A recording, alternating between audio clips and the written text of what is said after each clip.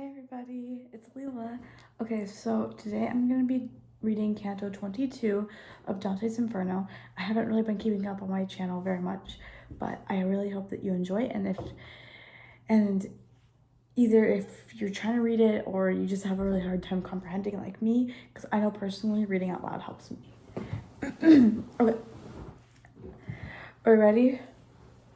Okay. Still in the fifth ditch of Mabelodge, the demon's harpoon, a Navarrese bribe-taker who names others in the lake and escapes from evil claws by pretending to trick some of his own comrades into coming out. Enraged, the demon Harquin flies after him, to no avail, and becomes entangled in a scuttle with his fellow Tramplefrost. They both fall into the boiling pit.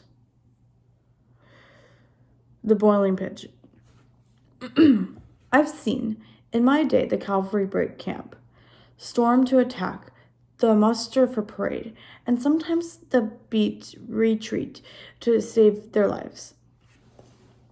I have seen scouts ride on horseback through your lands, O Artenes, and raiding parties rush, and clashing torments and galloping jousts, sometimes with trumpet blasts, sometimes with bells, with drums, with signals from battlements, with native gear, and that of other lands, but never mounted, knight or squad afoot, or both that waits the lantern, or starts have I seen move for so bizarre a flute. With the 10 demons, then we took our way. What savage company! But as they say, in church with saints, and in that stew with swine, for all that I attend to the tar to witness each particular of its pouch. And of the people it must strew the char, and as do dolphins when they make a sign to sailors by arching their backs, so that they should save their ships before it storms. So sometimes, to alleviate the pain, one of the sinners showed his backside up, then hit it again, like a lightning flash again.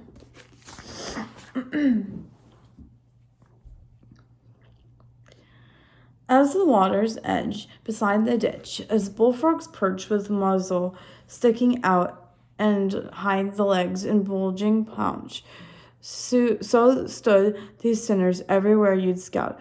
But soon they were curly-beard, draw near. So too they dunked beneath the bubbling pitch.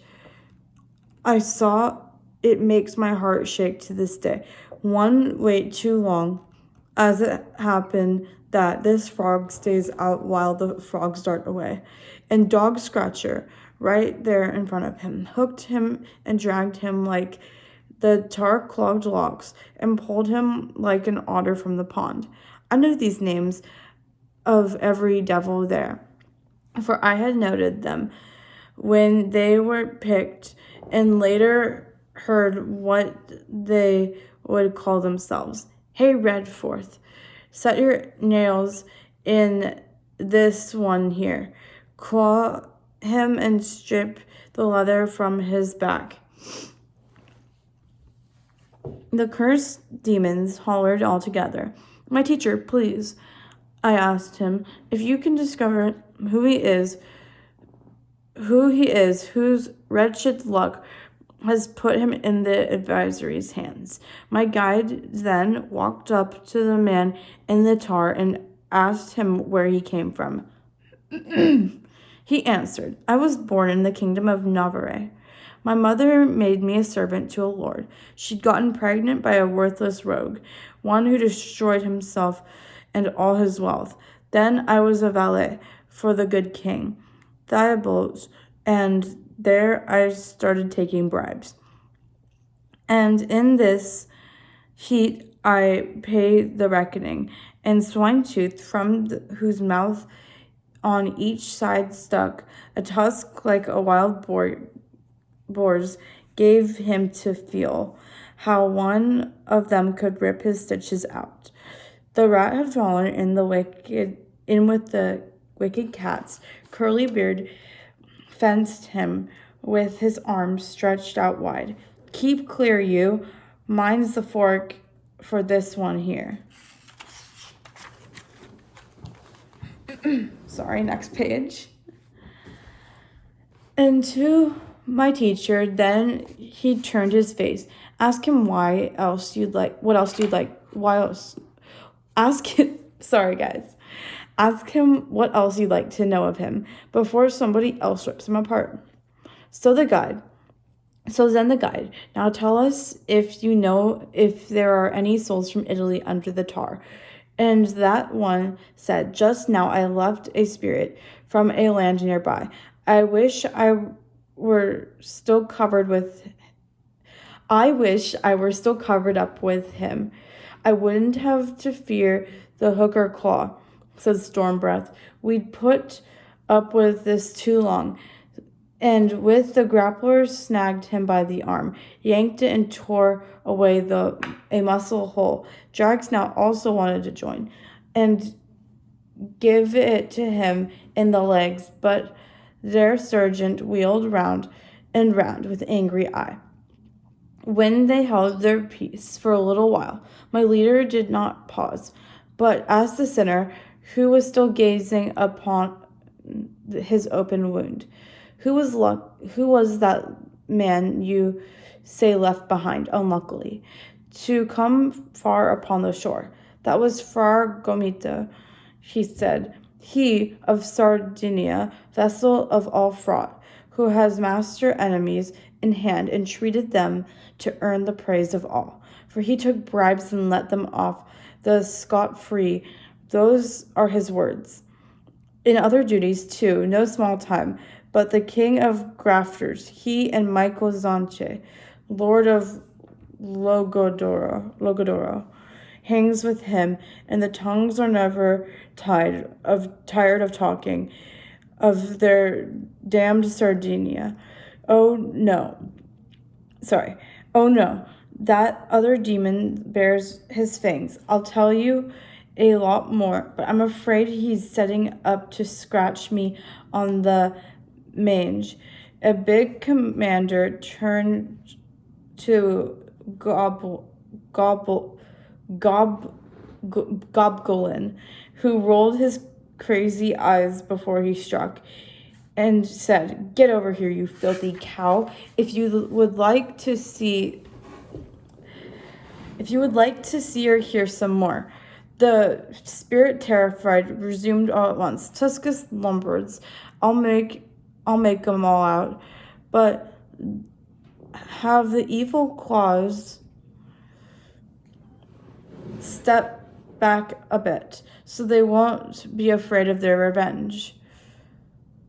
And I, while standing in the very spot, for one of me, I'll see the seven appear. I'll whistle, which is what we always do whenever we can see the coast is clear.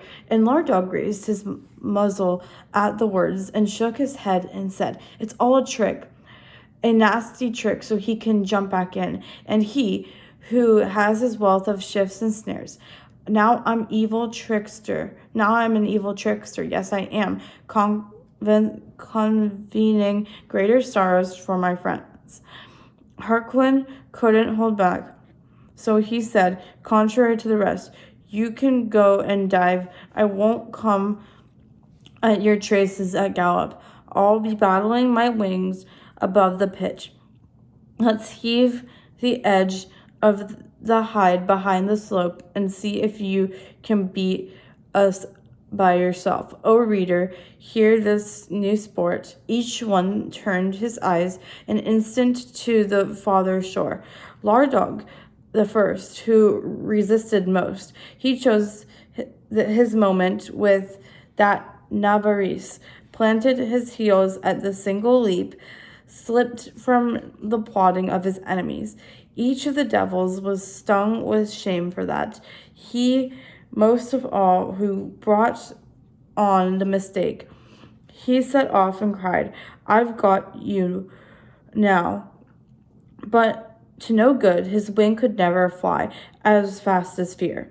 So that one went below, and this one flapped his wings to pull up short, just as the duck who seeks to the hawk swooped down aiming for her. She dives at once, and he has to return above, ruffled and vexed. I'm gonna move this a little bit. I think my face is really close to you guys. Here we go. There we go. Now we can all see. Tramflet took the joke in rage and flew right after Harquin, eager to see that the soul had escaped so he could start a brawl. And when the Bartonier had disappeared, he turned his talons to his fellow demon and clutched him in a hold of above the trench. The other was a full-grown falcon too. If they should come to talons, and they both fell in the middle of the boiling pool. The heat did its disgrappling pretty quick, but for all that, there was no getting up with wings so limited in tar and clotted skin, and clotted thick. Curlybeard, groaning with the rest of them, commanded 4 to fly to the far side. Harpoons and all, with the great speed, the demons flew to man and posts assigned, who struck their hooks into their glued-up fellows who were already cooked beneath the crust. And so we left them in the tangled mess. Okay. That was Canto 22 of Dante's Inferno. Thank you.